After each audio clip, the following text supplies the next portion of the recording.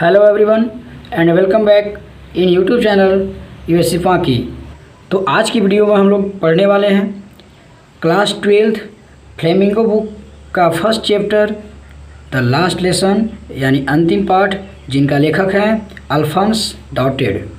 About the author यानी लेखक के बारे में हम लोग जानेंगे।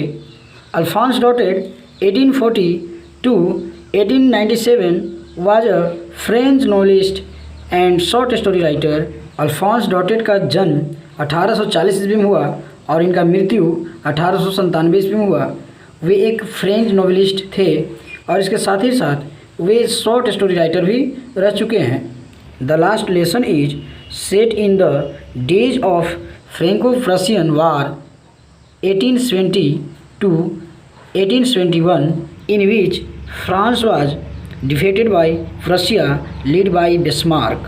और अब मैं स्टोरी का बेस यानी बैकग्राउंड की बात करूं तो ये जो स्टोरी है वो उन दिनों की है जब फ्रैंको और प्रुशियन के बीच युद्ध हुए थे।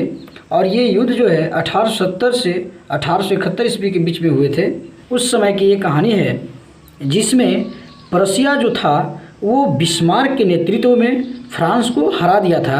और बिस्मार्क जो थे वो उस समय प्रुशिया का लीडर हुआ करते थे। उसके बाद कहता है Prussia then consisted of what now are the nations of Germany, Poland and parts of Austria। उस समय प्रुशिया जो था वो पोलैंड, जर्मनी और ऑस्ट्रिया के कुछ भागों से मिलकर बना हुआ था। In this story the French districts of Alsace and Lorraine have passed into Prussian hands। इस कहानी में यानी युद्ध में फ्रांस हार जाता है, जिसके कारण जो फ्रांस का डिस्ट्रिक्ट थे अल्सास और लॉरेन, ये दोनों डिस्ट्रिक्ट्स प्रुशिया के कब्जे में चले गए। तो फिर उसके बाद जर्मनी की राजधानी बर्लिन से ऑर्डर आते हैं कि फ्रांस के दोनों डिस्ट्रिक्ट्स अल्सास और लॉरेन में सिर्फ जर्मन भाषा की पढ़ाई होगी और उनका भाषा जो फ्रेंच है वो अब नहीं बोलने दिया जाएगा और नहीं पढ़ने दिया जाएगा, क्योंकि प्रुशिया इन दोनों जिलों पर अपना अधिकार कर लिया था। तो इस कहानी का दो थीम यानी मूल्य विषय है। पहला है effect of war on the life of people, यानी जब भी देशों के बीच में युद्ध होती है तो केवल पॉलिटिकली रूप से या इकोनॉमिकली रूप से ही नहीं बल्कि लोगों के जीवन को बहुत ही अधिक प्रभावित करती है।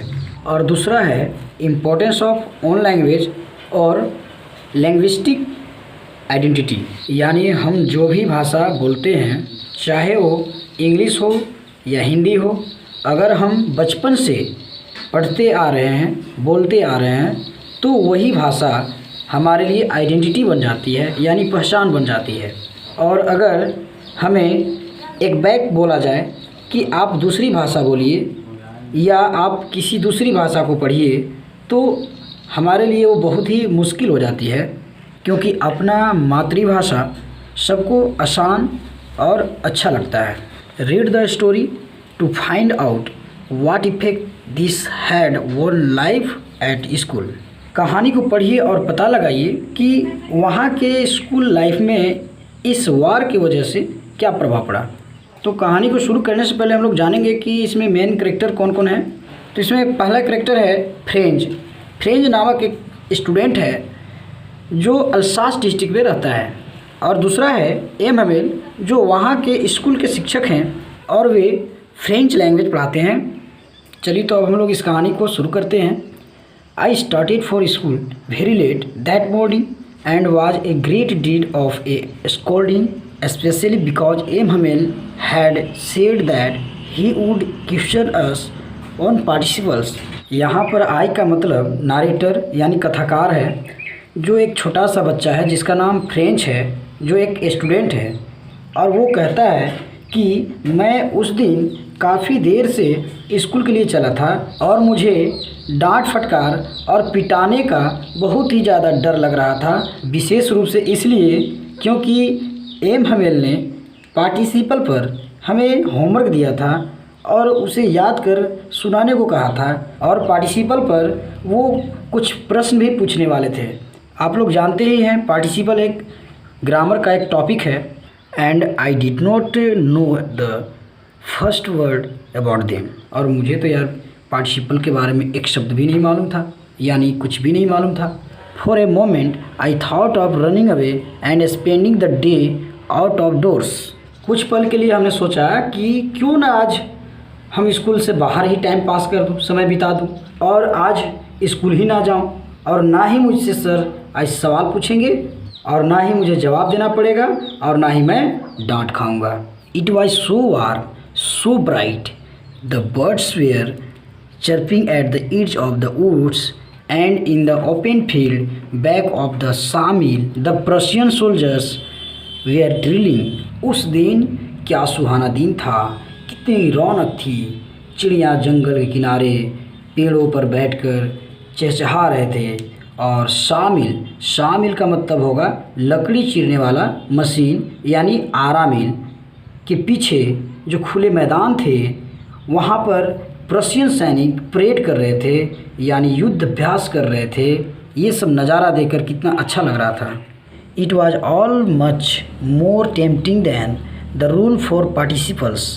यहाँ टेम्पटिंग का मतलब होगा प्रलोभित करना या अट्रैक्ट करना। ये सभी चीज़ें पार्टिसिपल रूल्स की अपेक्षा काफ़ी अधिक लुभावन लग रहे थे, काफ़ी आकर्षित कर रहे थे, हमें प्रलोभित कर रहे थे, हमें लुभा रहे थे यानी आकर्षित कर रहे थे। But I had the strength to resist and hurried off to school. परंतु इन सभी चीज़ों को छोड़ने का मुझ में हिम्मत थी, साहस थी और इन सभी चीज़ों पर ध्यान न देते हुए मैं स्कूल के लिए जल्दी चल पड़ा। When I passed the town hall, there was a crowd in front of the bulletin board। Bulletin board का मतलब होता है सूचना पट, यानी जहाँ पर नोटिस या न्यूज़ वगैरह छपता हो या चिपकाया जाता हो। फ्रेंच कहता है कि जब मैं टाउन हॉल के पास से गुजरा तो देखा कि बुलेटिन बोर्ड के सामने काफ़ी भीड़ लगा हुआ है। लोग बुलेटिन बोर्ड के सामने खड़ा होकर कुछ सूचना पढ़ रहे थे। For the last 2 years all our bad news had come from there, the lost battles, the draft, the order of commanding officers. क्योंकि पिछले 2 वर्षों से हम लोगों के लिए केवल बुरी खबरें ही उस नोटिस बोर्ड से आ रही थी, छप रही थी। जैसे हमारे देश को युद्ध में पराजय होना, हार जाना या सूखा पड़ जाना या कमांडिंग ऑफिसर का ऑर्डर्स इत्यादि। And I thought to myself without stopping. और बिना रुके मैंने ये सब सोचा। What can be the matter now. और भाई अब क्या हो गया कि वहाँ पर लोग भीड़ लगाए हुए हैं। Then as I hurried by as fast as I could go, the blacksmith master who was there with his apprentice reading the bulletin called after me, "Don't go fast, Bob. You will get to your school in plenty of time." तो उसके बाद French कहता है कि जैसे ही मैं वहाँ से तेज़ी से गुजर रहा था तो वहाँ पर खड़ा एक ब्लैक स्मिथ यानी लोहार जिसका नाम था वास्टर, जो अपने अप्रेंटिस यानी चेला जो सीखने वाले होते हैं यानी ट्रेनिंग लेने वाले होते हैं, उनके साथ वो भी आया था। वो भी बुलेटिन बोर्ड के पास न्यूज़ पढ़ रहे थे। फिर वो मुझे देखकर पीछे से बोले, बब मतलब लड़का यहाँ होता है। ओ लड़के, अरे बच्चे, इतनी तेज़ी से स्कूल मत जाओ, तुम समय से पहले पहुँच जाओगे। तुम्हारे पास प्लेंटी ऑफ टाइम का मतलब होता है काफ़ी समय, यानी तुम्हारे पास काफ़ी अधिक समय है। I thought he was making fun of me and reached M Hamel's little garden all out of breath. और कहता है कि मुझे तो लगा कि वह लोहार मेरा मजाक उड़ा रहा था और मैं दौड़ते हुए यानी हाँफते हुए एम हेमेल के छोटे से बगीचे में पहुंच गया। आपको पता ही होगा कि एम हेमेल कौन थे। तो वो एक स्कूल के शिक्षक थे और वे एक आदर्श और स्ट्रिक्ट शिक्षक थे। Usually when school began there was a great bustle which could be heard out in the street. यहाँ पर जो नरेटर है यानी जो बच्चा है यानी फ्रेंच कहता है कि पहले अक्सर जब स्कूल प्रारंभ के समय इतनी ज़्यादा शोर शराबा होती थी कि जिसे बाहर सड़कों पर भी सुना जा सकता था कि कितना हल्ला हो रहा है। So the opening and closing the desk, lessons repeated in unison very loud with our hands over our ears to understand better, and the teacher's great ruler rapping on the table। जैसे खिड़की दरवाजे का खुलना बंद होना, desk को इधर उधर करना, या lesson repeated in unison. Unison का मतलब होगा कि एक साथ कोई भी शब्दों को दोहराना। जैसे स्कूलों में शिक्षक द्वारा बच्चों को सुनाया जाता है या पढ़ाया जाता है 2 1 जा 2, तो सभी बच्चे पीछे से दोहराते हैं 2 1 जा 2। तो ये जो यूनिसन में जो पढ़ाई होती है तो काफ़ी ज़ोर से आवाज़ आती है तो स्कूल गूंजने लगती है। या फिर बच्चों से भी बुलवाते हैं कि रैम्स सुनाओ, इस प्रकार के। और शिक्षक अपने रूलर यानी छड़ी से टेबल पर बार बार पीटते रहते थे, ठक ठक ठक ठक ठक ठक, चुप हो जाओ बच्चों, शोर मत मचाओ, हल्ला मत करो, इस प्रकार की आवाज़ सुनाई देता था। मतलब फ्रेंच यह बताना चाहता है कि स्कूल से तरह तरह की शोर अक्सर आया करते थे, but now it was all so still. लेकिन आज तो बिल्कुल आवाज़ ही नहीं आ रही है, सब कुछ शांत लग रहा है। I had counted on the commotion to get to my desk without being seen, but of course that day everything had to be as quiet as Sunday morning. यहाँ पर कोमोशन का मतलब होगा शोर शराबा। तो वो कहता है कि जब शोर शराबा होता रहता था तो अगर मैं स्कूल लेट से भी पहुँचता था ना तो मैं चुपचाप अपनी सीट पर जाकर बैठ जाता था और किसी को भी पता नहीं लग पाता था। लेकिन यार आज तो मामला ही कुछ अलग है। आज तो वाकई में चारों तरफ शांति ही शांति है, जैसा कि संडे की सुबह हो, संडे मॉर्निंग हो। जैसा कि आप लोग जानते ही हैं कि संडे के दिन स्कूल नहीं खुलता है और स्कूल बिल्कुल शांत लगता है।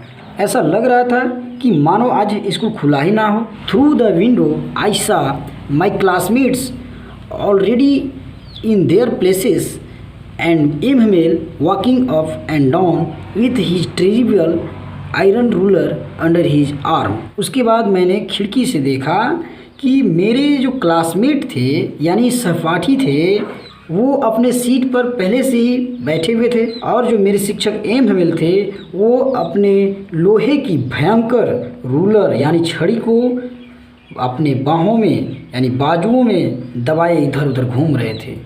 आप समझ ही सकते हैं कि उस समय कितना भयानक दृश्य होगा। I had to open the door and go in before everybody. अब तो हमें दरवाज़ा खोलना पड़ा और सबके सामने से होते हुए अंदर जाना पड़ा। You can imagine how I blushed and how frightened I was. अब वो हमसे कहता है यू यहाँ पर आपके लिए यानी सुनने वाले के लिए कहा गया है। आप समझ ही सकते हो यानी अनुमान लगा ही सकते हो कि मैं कितना शर्मिंदा और कितना डरा हुआ था। But nothing happened. MML saw me and said very kindly। लेकिन ऐसा कुछ भी नहीं हुआ।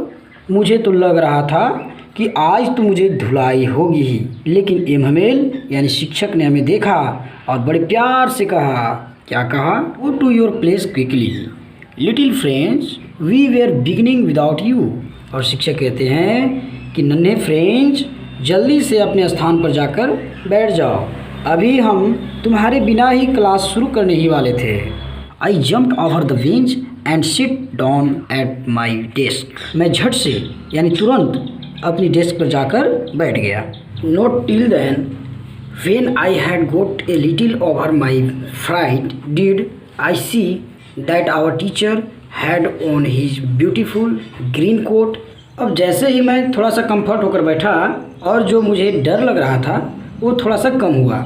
उसके बाद मैंने देखा कि यार मेरे शिक्षक एमएमएल ने तो अपना सुंदर हरा कोट पहना है, his frill shirt and the little black silk cap all embroidered that he never wore accepted on inspection and prize day. और इसके साथ ही फ्रिल शर्ट यानी झालदार शर्ट और एम्ब्रॉयडर्ड का मतलब होता है कढ़ाई की हुई, और पूरी तरह से कढ़ाई की हुई छोटी सी रेशमी टोपी पहने हुए थे, जिसे वह केवल निरीक्षण और पुरस्कार के दिन या किसी खास दिन के अलावा और कभी नहीं पहना करते थे। जैसा कि हम लोग देखते हैं कि लोग किसी विशेष दिन या किसी फंक्शन के दिन pant shirt coat tie belt suit वूट पहनते हैं ना, उसी प्रकार शिक्षक वहाँ पहने हुए थे। Besides the whole school seemed so strange and solemn, और इसके अलावा सारा स्कूल विचित्र सा लग रहा था और काफ़ी गंभीर लग रहा था। But the thing that surprise me most was to see on the back benches that were always empty, the village people sitting quietly like ourselves। और एक चीज़ मुझे सबसे अधिक हैरान कर रही थी, और वो थी हमेशा खाली पड़ी रहने वाली पिछली बेंचें। वो गांव के लोगों से भरा हुआ था, जिस पर ग्रामीण लोग बैठे हुए थे और जो सभी के सभी बिल्कुल शांत और उदास लग रहे थे। उसमें कौन कौन बैठे हुए थे भाई? Old Houser with his 3 cornered hat, the former mayor, the former postmaster and the several other besides। इसमें बूढ़े हाउजर थे जो 3 किनारे वाली टोपी पहने हुए थे, भूतपूर्व मेयर थे, भूतपूर्व पोस्टमास्टर थे, और पीछे काफ़ी सारे लोग बैठे हुए थे। एवरीबडी लुक्ड सैड, और सभी के सभी लोग काफ़ी उदास दिख रहे थे। And Hauser had brought an old primer thumbed at the edge and he held it open on his knees with his great spectacle laying across the page। Old primer, यहाँ पर ओल्ड प्राइमर का मतलब होगा primary वाली book, यानी primary class का जो book होता है वो, जिसमें ए फॉर एप्पल, क से कबूतर, इस टाइप का लिखा रहता है, वो बुक। यानी छोटे छोटे बच्चों को जो किताबें होते हैं वो लेकर आए थे, जिस प्राइमरी किताब का किनारा काफ़ी मुड़ी हुई थी ज़्यादा पढ़ने या पलटने की वजह से, और वो उस किताब को खोलकर अपने घुटने पर रखा हुआ था, और उसका बड़ा सा चश्मा पेज के ऊपर पड़ा हुआ था, रखा हुआ था। While I was wondering about it all, M. Hamel mounted his chair and in the same grave and gentle tone which he had used to me said, "My children, this is the last lesson I shall give you।" और जैसे ही मैं इन सब के बारे में सोच ही रहा था, तभी एम हमेल अपनी कुर्सी पर बैठ गए और बहुत ही गंभीर और शांत स्वर में हम लोगों से बोले, मेरे प्यारे बच्चों, आज मैं जो लेसन पढ़ाने जा रहा हूँ वो अंतिम लेसन है और वह आखिरी लेसन होगी। The order has come from Berlin to teach only German in the schools of Alsace and Lorraine. क्योंकि बर्लिन से यह ऑर्डर आया है कि कल से अल्सास और लोरिन के स्कूलों में केवल जर्मन भाषा की पढ़ाई की जाएगी। The new master comes tomorrow. कल से इस विद्यालय में नया शिक्षक आएंगे। This is your last French lesson. यह तुम्हारी फ्रांसीसी भाषा का अंतिम पाठ है, अंतिम लेसन है। I want you to be very attentive. और मैं यह चाहता हूँ कि आप सब ध्यानपूर्वक सुने। तो आप लोग को यह समझ आ गया होगा कि इस चैप्टर का नाम द लास्ट लेसन क्यों पड़ा, क्योंकि फ्रेंच भाषा का अंतिम पढ़ाई हो रही थी। अगले दिन से जर्मन भाषा की पढ़ाई होने वाली थी। What a thunderclap these words were to me. French कहता है कि जैसे ही मैंने ये बात सुना तो मुझे झटका सा लगा। और the riches that was what they had put at the town hall. ओहो, अब मुझे बात समझ में आई कि वहाँ बुलेटिन बोर्ड के सामने इतनी भीड़ क्यों लगी थी। तो ये बात थी। My last French lesson, why I hardly knew how to write, I should never learn any more. अरे ये क्या हो गया, फ्रेंच वह बेचारा बड़ा पछताता है, ये तो मेरा अंतिम फ्रेंच लेसन है। अरे यार, मुझे तो ठीक से पढ़ना लिखना भी नहीं आता था, अब तो मैं बिल्कुल कुछ नहीं सीख पाऊँगा। I must stop there then. Oh how sorry I was for not learning my lesson, for seeking birds eggs or going sliding on the Saar. अब यहाँ फ्रेंच काफ़ी दुखी होता है और पछताता है। ओह, काश मैं स्कूल में ही रुक गया होता, काश मैं अपनी पढ़ाई की होती, स्कूल नहीं छोड़ा होता। कभी कभी मैं जंगलों में पक्षियों के अंडे ढूंढने चला जाता था और सार नदी के किनारे बैठने और खेलने के लिए अपना लेसन छोड़ दिया करता था। My books that had seemed such A nuisance A while ago, so heavy to carry, my grammar and my history of saints were old friend now that I couldn't give up और मेरे किताब कॉपियाँ जो कुछ देर पहले बकवास लग रही थी उसे उठाकर लाना ले जाना बोझ लगता था, और अब वे सभी किताबें मुझे अचानक अच्छी लगने लगी। ऐसा लग रहा था मानो पुराने मित्र मुझसे बिछड़ रहे हों और मैं उसे छोड़ नहीं सकता था। And M Hamel too the idea that he was going away, that I should never see him again, made me forget all about his ruler and how cranky he was.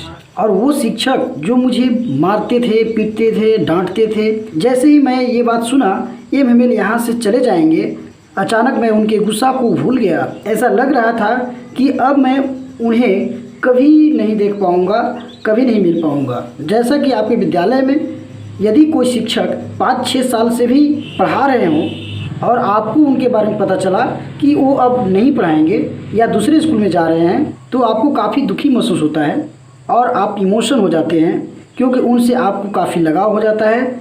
इसी प्रकार यहाँ भी है। Poor man, it was in honour of this last lesson that he had put on his fine Sunday cloth and now I understood.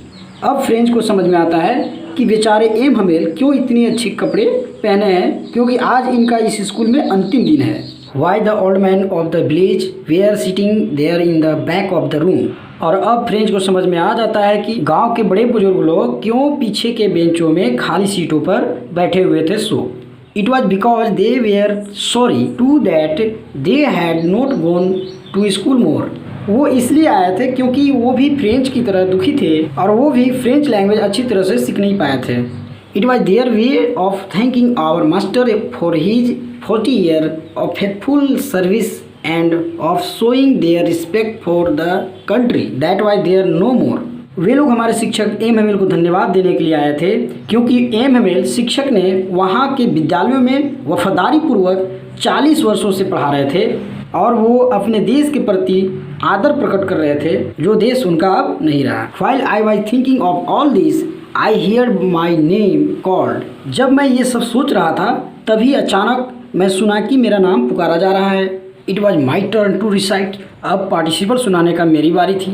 Watt would I have given to be able to say that dreadful rule for the participle all through very loud and clear and without one mistake. मैं उस participle के भयानक नियमों को याद करने के लिए क्या क्या नहीं किया था, उन्हें ऊंचे साफ स्वर में बिना मिस्टेक के सुनाने के लिए सब कुछ किया था। But I got mixed up on the first words and stood there holding on to my desk, my heart beating and not daring to look up।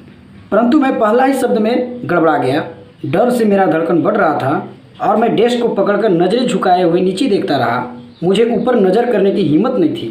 I heard M Hamel say to me, I won't scold you little French, you must feel bad enough। तभी मैंने सुना कि मेरे शिक्षक M Hemil ने प्यार से कह रहे थे कि लिटिल फ्रेंच, आज मैं तुम्हें डांटूंगा नहीं क्योंकि तुम्हें खुद बुरा लग रहा होगा। See how it is every day we have said to our self, वाह I have plenty of time, I will learn it tomorrow. जैसे बच्चों में ये अक्सर ये आदत होती है ना कि सर ये काम मैं कल कर लूँगा, मैम इस काम को कल मैं कर लूँगा, इस प्रकार का। तो यहाँ शिक्षक फ्रेंच को समझाते हैं कि देखो फ्रेंच, इसी की वजह से तुम कुछ नहीं सीख पाए हो, क्योंकि तुम हमेशा कहते थे कि मेरे पास बहुत ही समय है सर और मैं इसे कल पूरा कर लूँगा।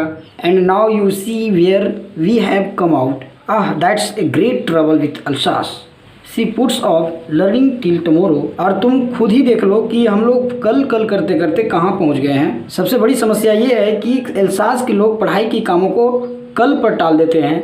इसमें तुम्हारी कोई दोष नहीं है, दोष तो केवल यहाँ के रहने वाले लोगों का है कि वो कोई भी काम को कल के लिए टाल देते हैं। Now this follows out there will have the right to say to you, how is it you pretended to be Frenchman and yet you can neither speak nor write your own language.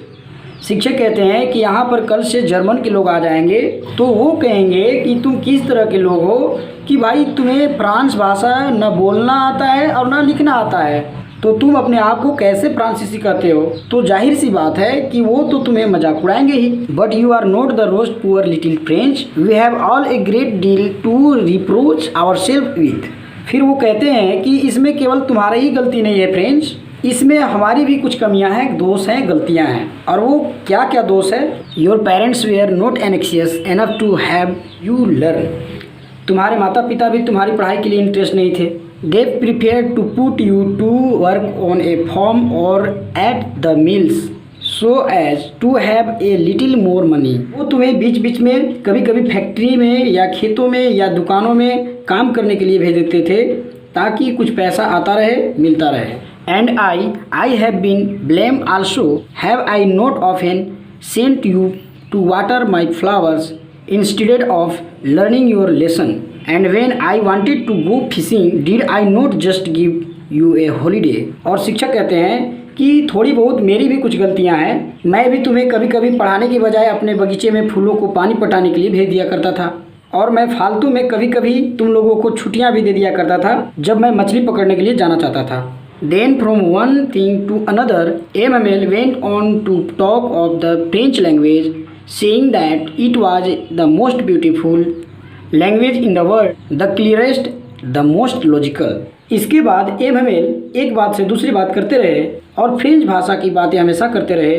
और वो कह रहे थे कि French जो भाषा है वो संसार का सबसे सुंदर भाषा है, काफ़ी स्पष्ट और सबसे अधिक तर्कसंगत भाषा है। That we must guard it among us and never forget it। और हमें अपनी भाषा को रक्षा करनी चाहिए और आदर सम्मान करनी चाहिए और हमें अपनी भाषा को कभी भी नहीं भूलना चाहिए।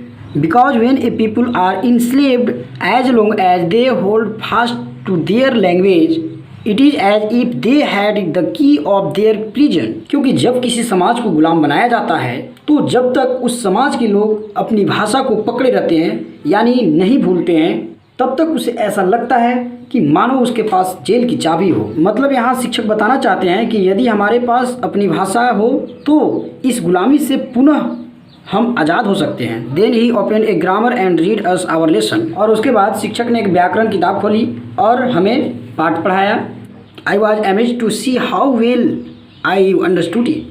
मुझे इस बात की हैरानी हो रही थी कि आज मुझे सब कुछ अच्छी तरह से समझ में आ रहा था। All he said seemed so easy so easy. जो भी चीज़ हमारे शिक्षक बोल रहे थे, पढ़ा रहे थे, वो सभी के सभी बहुत ही आसान लग रहे थे। I think too that I had never listen so carefully. फिर वो कहता है कि आज तक मुझे इतना अच्छा से समझ में नहीं आया जितना मुझे आज समझ में आ रहा है। और इसका कारण ये है कि मैं उनकी सारी बातों को ध्यानपूर्वक सुन रहा था। It seemed almost as if the poor man wanted to give us all he knew before going away। और मुझे ऐसा लग रहा था कि आज जितना अच्छा से पढ़ाया है ना उतना अच्छा से कभी पढ़ाया ही नहीं हो। And to put it all into our heads at one stroke। और ऐसा लग रहा था कि बेचारा शिक्षक यहाँ से जाने से पहले आखिरी लेसन में वो अपना सारा ज्ञान हमें दे देना चाहता हो और एक ही बार में वो सारा कुछ हमारे दिमाग में भर देना चाहते हों या सिखा देना चाहते थे। After the grammar we had a lesson in writing. Grammar के बाद राइटिंग करना था।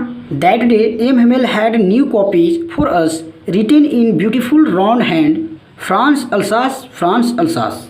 उस दिन एमएमएल हमारे लिए एक नई कॉपियाँ लाए थे जिन पर बड़े सुंदर गोले अक्षरों में लिखा हुआ था France Alsace France Alsace. They looked like little flags floating everywhere in the classroom hung from the rod at the top of our desk. और ऐसा लग रहा था जैसे हमारे रूम में झंडे लहरा रहे हों और डेस्क के ऊपर भी झंडे टंगे हों। You ought to have seen how everyone set to work and how quiet it was। The only sound was the scratching of the pen over the paper।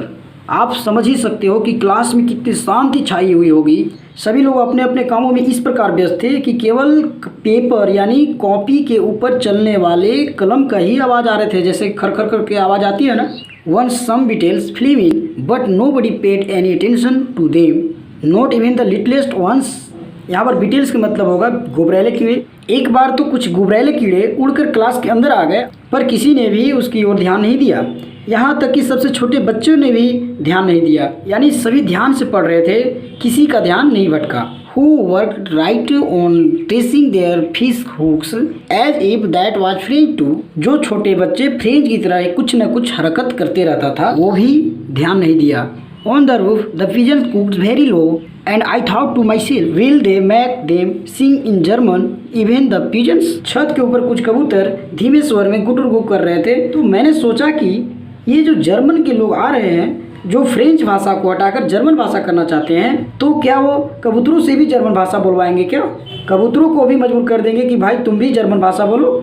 Whenever I looked up from my writing, I saw Emmanuel sitting motionless in his chair and gazing first at one thing, then at another. जब मैं copy से सिर ऊपर उठाकर देखा तो MML अपनी कुर्सी पर बिल्कुल शांत बैठे हुए थे और वहाँ पर स्कूलों में लगे कभी एक तो कभी दूसरे चीज़ों को टकटकी लगाकर गौर से देख रहे थे, as if he wanted to fix in his mind just how everything looked in that little classroom. और ऐसा लग रहा था कि वे उस छोटा सा स्कूल रूम में लगी सभी वस्तुओं को अपने दिमाग में भर लेना चाहता हो, बसा लेना चाहते थे, ताकि वे उन चीज़ों को कभी नहीं भूल पाए। Fancy for 40 years he had been there in the same place with his garden outside the window and his class in the front of him just like that। जरा आप ही सोचिए कि जो व्यक्ति 40 वर्षों से एक ही स्थान पर रहता हो तो उसे उस स्थान के सभी चीज़ों से काफ़ी लगाव हो ही जाता है। जैसा कि एमएमएल ने खिड़की से बाहर यानी क्लास के सामने एक बागीचा लगाया था, उसमें तरह तरह के पेड़ पौधे लगाए थे। यदि उन्हें इन सभी अपनी प्यारी वस्तुओं को छोड़कर वहाँ से जाना पड़े तो किसी को भी दुख तो होगा ही। Only the desk and benches had been worn smooth. केवल डेस्क और बेंच जो काफ़ी यूज होने से घिसकर चिकनी हो गई थी। The walnut tree in the garden were taller. और बगीचे में लगा हुआ वॉलनट ट्री यानी अखरोट का पेड़ जो उन्होंने कभी उसे लगाया था वो काफ़ी बड़ा हो चुका था। And the hop vine that he had planted himself twined about the windows to the roof. और हॉपविन यानी बेल की लता जिसे उसने खुद रोपा था वो खिड़की से लिपटते हुए स्कूल के छत के ऊपर चढ़ गई थी यानी फैली हुई थी। How it must have broken his heart to leave it all poor man. आप समझ ही सकते हैं कि उस बेचारे एमएमएल को इन सभी प्यारे चीज़ों को छोड़कर वहाँ से जाने में कितना दुख हो रहा होगा, कितना उसे दिल दुखा होगा। To hear his sister moving about in the room above packing their trunks और they must leave the country next day. आप लोग जानते ही हैं कि कुछ स्कूल आवासीय होते हैं जिसमें शिक्षक अपने पूरी फैमिली के साथ रहते हैं, तो उनकी यानी एमएमएल की बहन ऊपर की फ्लोर में सारा सामान पैक कर रही थी क्योंकि अगले दिन ही उन्हें इस जगह यानी देश को छोड़कर जाना था। But he had the courage to hear every lesson to the very last. परंतु शिक्षक में इतनी हिम्मत थी कि वे हर लेसन को अंत तक पढ़ाया। After the writing we had lesson in history and then the babies chanted their ba be B बू बो। राइटिंग के बाद हमारे हिस्ट्री का पाठ था और बच्चे जो थे वो बा बे बी बो बू बोलकर कुछ याद कर रहे थे।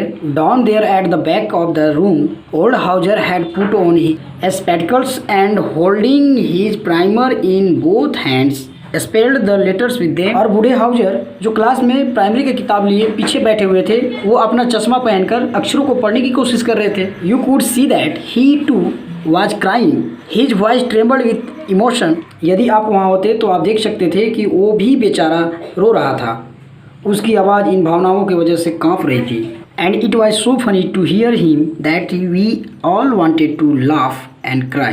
फ्रेंच कहता है कि वहाँ पर काफ़ी सीरियसनेस यानी शांति तो थी, लेकिन उस बूढ़े हाउजर के रोने और पढ़ने की आवाज़ सुनकर मुझे कभी हंसी आ रही थी तो कभी रुलाई आ रही थी। जैसा कि आप लोग गांव घर में बूढ़े बूढ़ियों को बोल बोल कर रोते हुए देखे ही होंगे जब कोई मुसीबत या समस्या आन पड़ती है, तो इसी प्रकार हाउजर भी यहाँ कर रहे हैं। Ah how well I remember it that last lesson. आह मुझे कितनी अच्छी तरह से याद है वह अंतिम पाठ। All at once the church clock struck 12।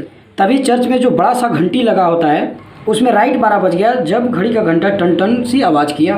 Then the Angelus. और उसके बाद चर्च से प्रेयर यानी पूजा पाठ की आवाज़ आने लगी। At the same moment, the drums of the Prussian returning from drill sounded under our windows। और उसी क्षण जो प्रशियन सैनिक थे वो बाजे गाजे ढोल नगाड़े बजाते हुए जश्न मनाते हुए जुलूस के साथ वापस लौट रहे थे, जिनकी आवाज़ खिड़की से अंदर आ रही थी। MML stood up very pale in his chair। I never saw him look so tall। तभी मेरे शिक्षक एमएमएल अपनी कुर्सी से काफ़ी दुखी और उदास हुए खड़े हो गए कि मैं उन्हें इससे पहले कभी नहीं इतना उदास दुखी देखा था। My friends said he I but something choked him, he could not go on. जब हम लोग कभी रो रहे होते हैं या काफ़ी इमोशन होते हैं तो हमसे एक बार में कोई भी शब्द नहीं बोलाता है। उसी प्रकार एमएमएल खड़ा होते हैं और कहते हैं मेरे दोस्तों मैं यानी कुछ कहना चाहते हैं लेकिन वो कुछ भी नहीं कह पाते हैं।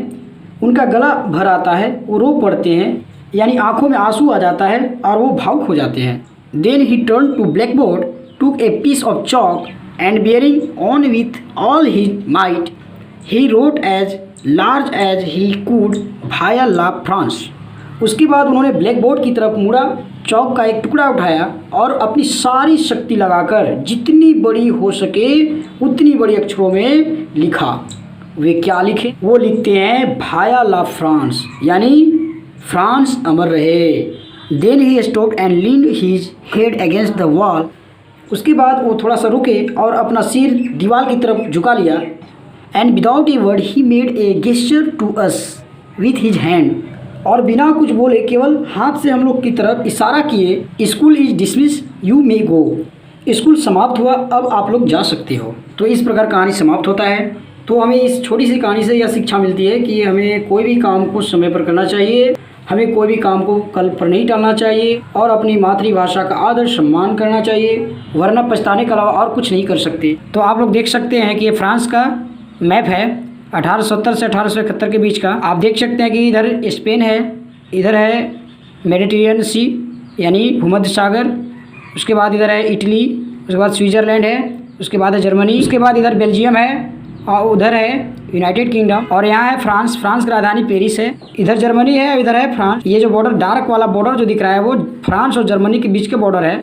जब फ्रांस और जर्मनी के बीच युद्ध हुआ तो इस इलाके पर ये देखिए आप डॉट डॉट जो दिया हुआ है, जो क्षेत्र दिया हुआ है, तो फ्रांस के दो ज़िला लोरिन और अल्सास, ये देखिए ये लोरिन है, ये अल्सास है, ये दोनों ज़िले पर जर्मनी कब्जा कर लिया। तो आप लोग इस मैप को एनसीईआरटी बुक में देख सकते हैं। और मैं आशा करता हूं कि यह वीडियो आप लोग को समझ में आई होगी। अगर आप लोग हमारे चैनल को सब्सक्राइब नहीं किए हैं तो ज़रूर लाइक और सब्सक्राइब कर लें। धन्यवाद।